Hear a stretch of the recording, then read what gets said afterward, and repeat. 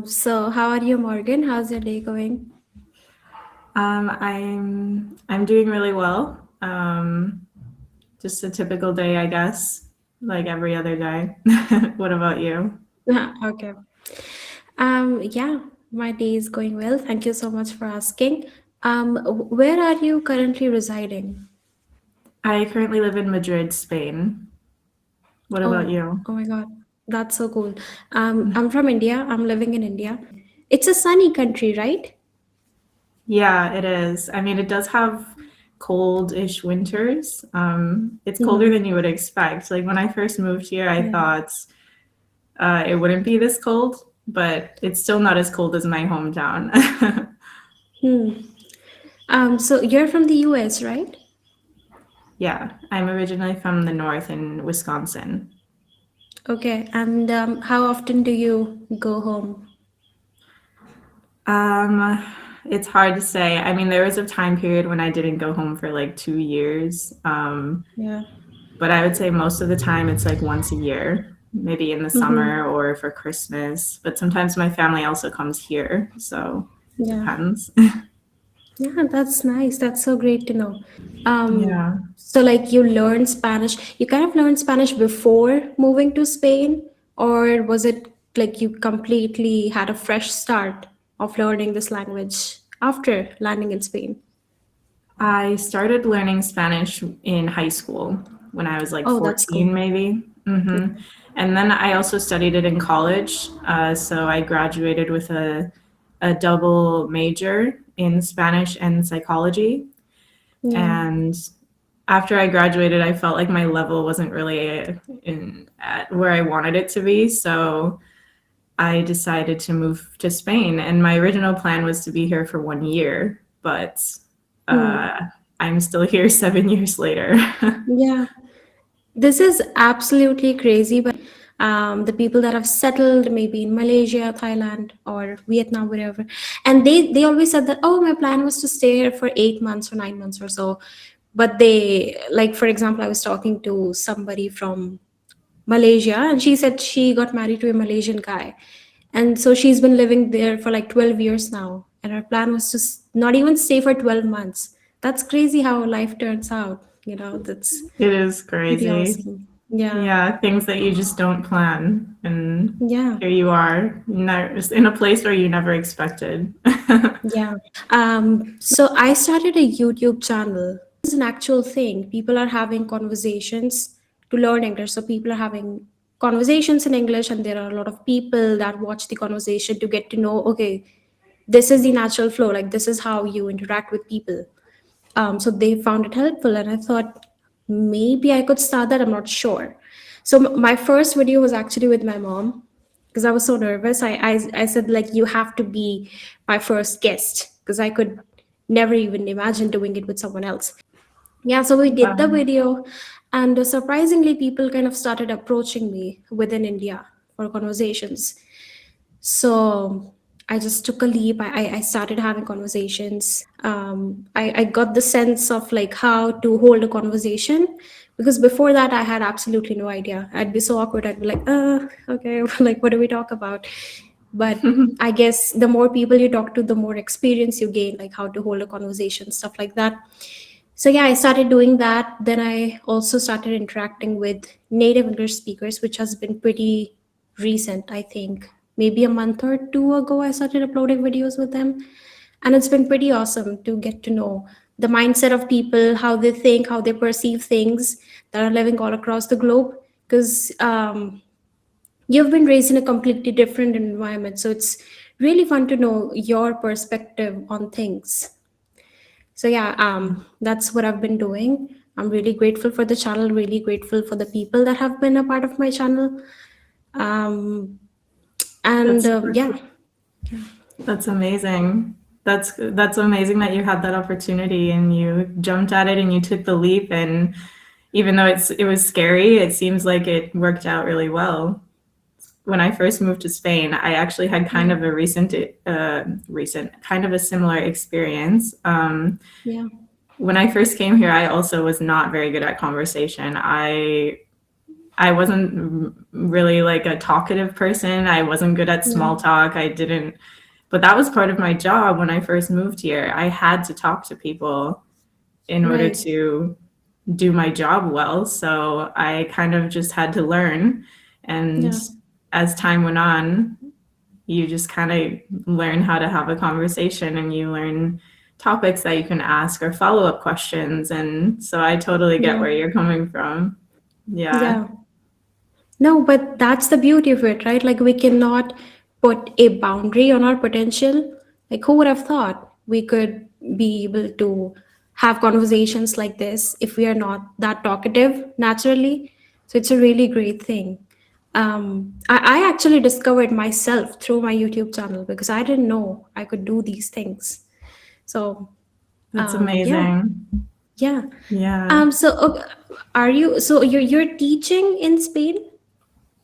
Yes, right now I am working in an English academy.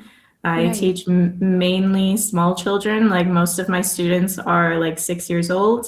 I do have Yeah. some teenagers as well. So that's Okay. pretty much what I do. So what's the major difference between the education system in English, in sorry, US and in Spain that you have noticed? Hmm, that's an interesting question. I think one of the things that shocked me a little bit when I first came here was because I worked in some public schools in the beginning, Yeah. and I think it was more the way that they treated teachers and the more relaxed environment that was Okay. happening here versus in the US. Because in the US, you call a teacher by their Hmm. last name, Hmm. Mr. or Mrs. and their last Yeah. name, but here they call the teacher by their first name. It's kind of like their friend. So I thought Oh. that was interesting. And also kind of the way that they sometimes talk to the teacher, the way that the teachers dress, it's just like much less professional, much less, Hmm. it's more relaxed. So yeah, Yeah. that kind of surprised me in the beginning. Yeah. But in general, I think that education itself is pretty similar. I Mm-hmm. think, although the education system in the US is a lot more focused on the US, we do have Yeah. like classes that are like world history and things like that, but I think it's more focused on US history and US this and, you know, so I think there's more education about the world here. Okay. So I Yeah. would say India's education system might be similar to US. Like we majorly focus on Indian history. We would study about world history, but in some way that world history is related to Indian history. For example, like colonization. So we would study a little bit about British history, like how they decided to come here, stuff like that. So Hmm. I would say, yeah, it's pretty similar. And we do not call the teacher by their first name or last name. We just have to use sir or ma'am. Oh, So, interesting. yeah, and I know this is not what happens in the Western countries. So when I interact with people that are like in their 40s or 50s, it's kind of weird for me to not call them sir or ma'am because I know they are not used to that. So that just kind of because I have always been taught to. So it's like a respect thing in over here in India that like you just Hmm. have to call the teacher sir or ma'am. You could take their first name, but then proceed it with a ma'am. Like in India, if you would talk to Indian speakers, Indian learners, they would call you Morgan, ma'am. Like they would never call you Morgan. Okay, interesting. Even in this type of context, like a talking and conversation to a tutor Yes, kind of thing. yes, they Interesting. would, yeah. And also, if we have to address the elders, even if we don't know them, so like for you, they have to be a relative in order for you to call them auntie or uncle. So like we just call them aunties or uncles, no matter who they are, if they are related to us or not. So Wow, that's, interesting.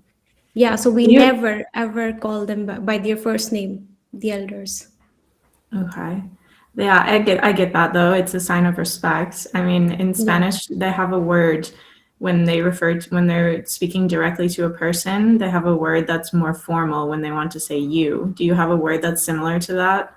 Like Yes. they have two words, like one is more respectful and one is like informal.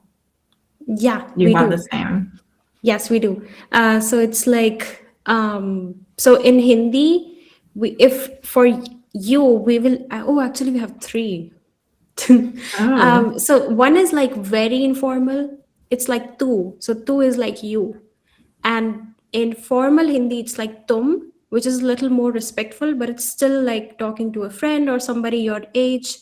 And we would say up for somebody that is elder than us, or we respect them a lot, or we don't know them and we're having a conversation with them for the first time. So okay. yes, yeah, it's a huge thing in India to be respecting Interesting. elders. Yeah, I mean, it's interesting that you have three levels. Like, how do you know when to use each one? Like, when do you use the one in the middle? That would be very confusing for me. I would say, yes, you know what? I always tell my mom, like she thinks Hindi is very easy. It's not. We are comfortable with Hindi because it's our native language. It's more difficult than English. Also, if you like search for Hindi, like the way it looks, they put a straight line on every single word on the top after writing that. And like I try to think as somebody who wouldn't understand Hindi, and I'm like, how do, like it looks weird. Like I know that because I've always seen that, but that makes sense to me. It's a little more difficult than English. Also, we have genders of things in Hindi. It's The like chair same in has a Spanish. gender.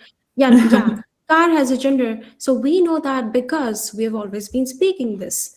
But for somebody that doesn't know Hindi, it would be so difficult for them to just sit down and figure out the gender of a laptop, you know? I know. Yeah. Yes, it's crazy. I mean, I kind of learned that in Spanish that everything has a gender. And then I also started Yeah. learning German too, where they have Oh, three genders. They also have a neutral gender. And so when I yeah. started learning German, I was like, this is even harder than Spanish because there's Mhm. also just no trends. Like, at least in Spanish, you have trends with genders. So you can kind of guess maybe what it is if you don't know. But in German, it's like random. Yeah. So it's way No, different. I don't know how it is in I get Hindi, it. but Yeah, it's similar in Hindi. I get it because in 2020, I just had this urge to learn a new language. So I started learning Spanish. Very informal, but like, I don't know. So if for me, the thing is, I would start learning something new and just drop it midway when it gets difficult. So that's the same thing happened with Spanish. But like me and my younger brother, we just had this passion to learn Spanish. And so like whole day we would keep saying something like La vaca, el herio, ¿cómo estás?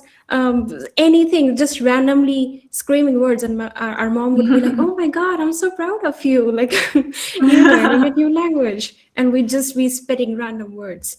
But no, we stopped learning it after a while. Like some words in Spanish, like the pronunciations are similar to Hindi.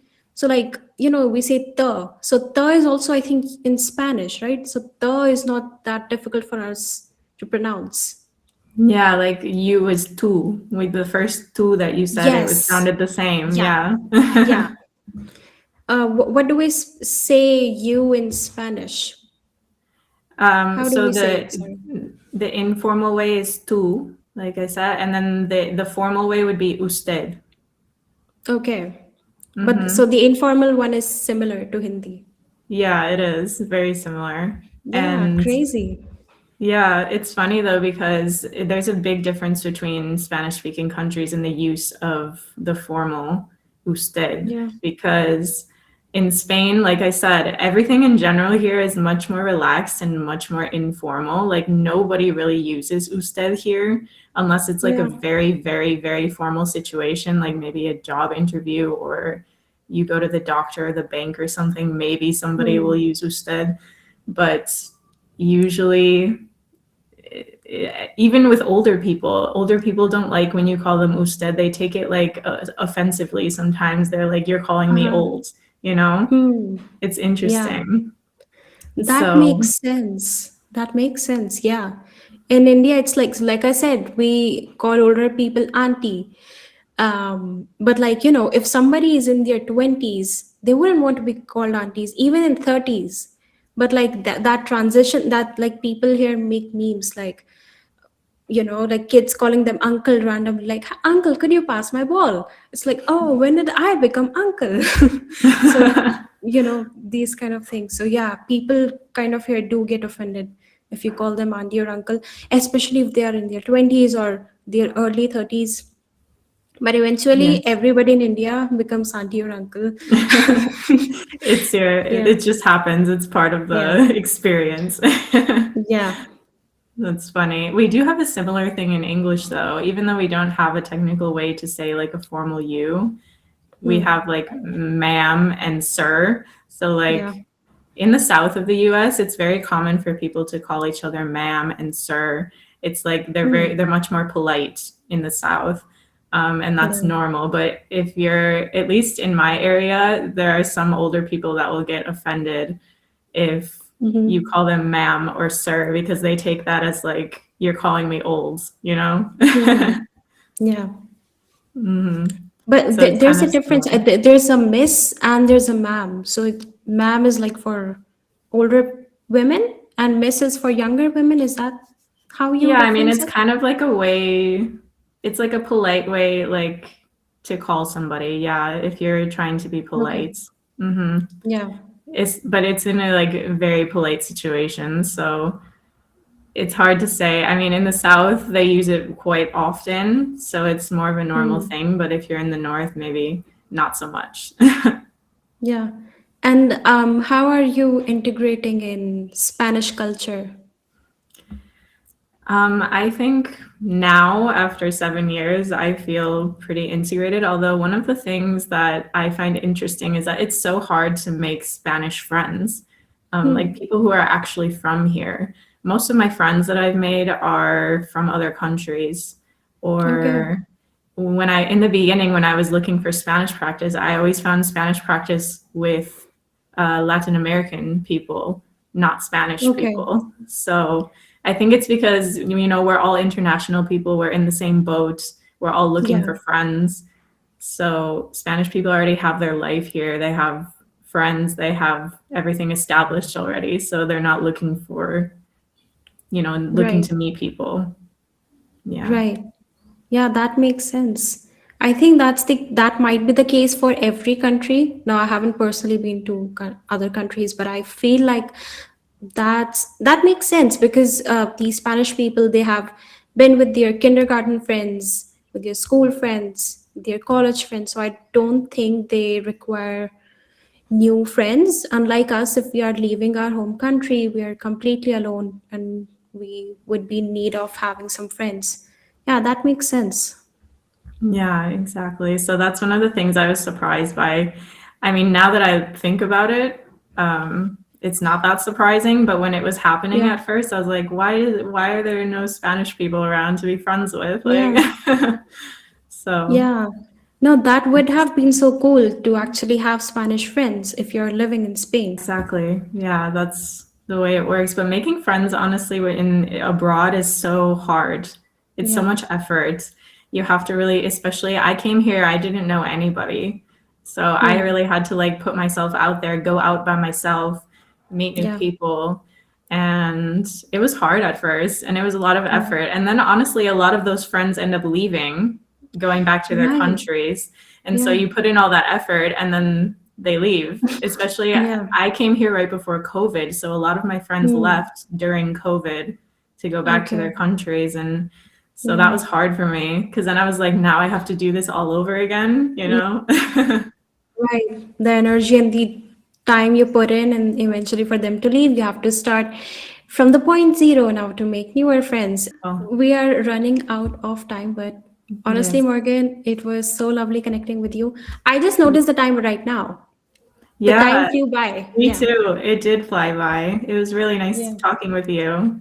Yes, it You have a was. I good hope to day. connect with you soon again sometime. Yeah, I hope so too. Yeah. Bye.